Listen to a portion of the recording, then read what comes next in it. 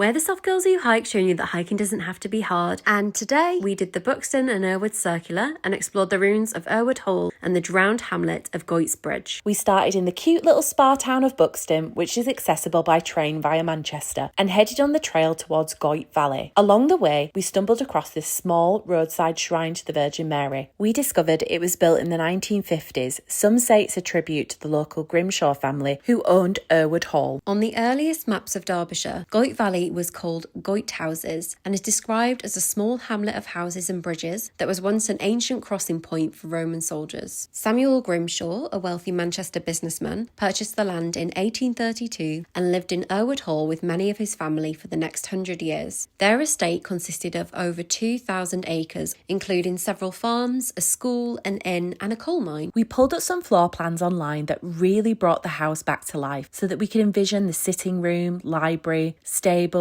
kitchen and even the scullery. They had many loyal servants from all over the world, including a Spanish head butler, French chef, and Irish maids working at the hall, who felt more like a community than staff. Even the French chef would often help out the local farms. They'd come together, sledging the hills in winter, or join in the parties, singing into the night. The stone crest, which once stood proudly over the entrance, now sits at the foot of the steps to the interior. We didn't get to visit, but along a narrow path down from the hall is St. Joseph's Shrine, a favourite place of contemplation for Dolores, a close friend and companion of the widow Jessie Grimshaw. Dolores set up the first school, and after she passed away at just 35, the pupils would visit this spot in her memory. You could easily miss the short walk towards the Hilltop Catholic Cemetery, where many of the Grimshaw family, close friends and staff are buried. There was once a small chapel here with a vault, which has since been demolished. The headstones are still visible today, and we spent a moment here contemplating